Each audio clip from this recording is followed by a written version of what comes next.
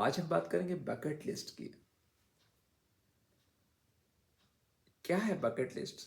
पहले ऐसा बोला जाता था, हजारों ख्वाहिशें ऐसी कि हर ख्वाहिश पे दम निकले, बहुत निकले मेरे अरमा मगर फिर भी कम निकले। तो आज एक लिस्ट बनाइए बड़ी सी, क्या क्या चीजें आप करना चाहते हैं। लेकिन थोड़ा डिफरेंस है यहाँ पे लिस्ट में लिखिए आप कितना आपका वेट होना चाहिए, कितना आप रोज रनिंग कर सकते हैं। आप बकेट लिस्ट में लिखिए कि मुझे आज मैराथन दौड़नी है, 6 महीने के अंदर अपने आप को पूरा ट्रेन करना कि फुल नहीं तो हाफ मैराथन में कर सकूं। आप गोल बनाइए, एवरेस्ट नहीं, एवरेस्ट बेस कैंप तक जाना है, 18,000 फुट की हाइट है। कोई ट्रैकिंग का प्रोग्राम बनाइए। तो इस तरह के गोल्स बनाइए जिसमें आप फिट हो। मुझे कमर का साइज इतना करना है, जो 40 है उसको 32 पे लाना है। ऐसे धीरे धीरे अपने गोल्स बनाइए अपने, और ये बकेट लिस्ट बना के कहीं पे रख लीजिए जो आपको याद रहे क्या करना है क्या नहीं करना। आपकी जो 3 बहुत खूबसूरत ड्रेस जो अब आपको फिट नहीं आती, वो मुझे फिट आनी चाहिए, ऐसा आपने एक सोच के रखिए। और जैसे अपनी टारगेट अचीव करते हैं अपने आप कुछ रिवॉर्ड दीजिए, कोई हॉलीडे पे जाएं, कोई आपका फेवरेट डिश खाएं। तो ये बकेट लिस्ट आप ज़रूर बनाएं। सेंट्रल पार्क है, बहुत खूबसूरत है और वहाँ बहुत लोग दौड़ लगाने आते हैं। लेकिन न्यूयॉर्क सेंट्रल पार्क जेब कतरों के लिए भी मशहूर है। हाँ, सिर्फ भारत में नहीं होते जेब कतरे, वहाँ भी होते हैं। तो एक आदमी सुबह दौड़ लगा रहा था और दौड़ लगाते लगाते कोई आदमी उससे टकराया, तो और फिर आगे निकल गया। इस आदमी ने अपना जेब देखा तो पर्स गायब था, लेकिन ये आदमी बहुत बहादुर था, उसने दौड़ के उसको पकड़ा जेब कतरे को। मेरा पर्स तो मुझे वापस। जेब कतरा शरीफ था, तुरंत पर्स वापस दे दिया। इसने घर आके चाय पीते पीते अपने बेटे को बताया अपनी बहादुरी के बारे में, कैसे उसको पकड़ के पर्स वापस लिया। और पर्स जैसे निकाल के उसने टेबल पे रखा, देखा उसका पर्स तो सामने पहले ही रखा हुआ था वहां पे।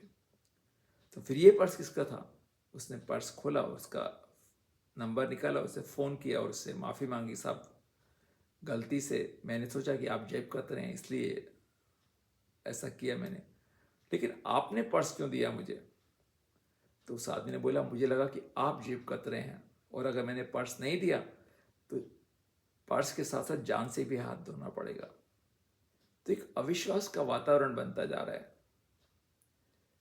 हर एक के ऊपर हम अविश्वास करते हैं, डॉक्टर ठीक है या नहीं है, दवाइयाँ ठीक हैं या नहीं है, लेबोरेटरी ठीक है या नहीं है, जो आटा मिलता है वो ठीक है या नहीं मिलता। हर एक चीज़ पे अविश्वास। आप विश्वास करना शुरू करिए, और सबसे ज़रूरी भगवान पे विश्वास करें कि भगवान आपका बराबर ध्यान रख रहे हैं। जो भगवान करते हैं आपके भले के लिए करते हैं, जो होता है आपके भले के लिए होता है। धीरे धीरे अपने ये जैसे से विश्वास करते जाएंगे, आप एकदम देखेंगे चीज़ अच्छी होती जाएगी। अगर आप कोई बीमारी भी है तो आप सोचिए कि आप अच्छे हो रहे हैं लगातार, और देखिए कैसे आपके अंदर चेंज आता है। मैंने 1980 में MBBS पास किया और उसके बाद 40 साल घास खोदी, एक भी पेशेंट ठीक नहीं हुआ। उसके बाद 2021 में हमारे गुरु महान स्वामी महाराज ने आशीर्वाद दिया, और तब से हमारे 1500 पेशेंट्स ऐसे हैं जिनका डायबिटीज़ निकल गया, और भी हज़ारों पेशेंट इनकी बीमारियां ठीक हो गई हैं हमेशा के लिए, जड़ से ख़त्म। तो आयुर्वेद एक अद्भुत शास्त्र है, आप विश्वास करके आप करिए और देखेंगे आप जल्दी स्वस्थ हो जाएंगे। जिम जाना एक अच्छी बात है, लेकिन कई बार जिम नहीं जा पाते।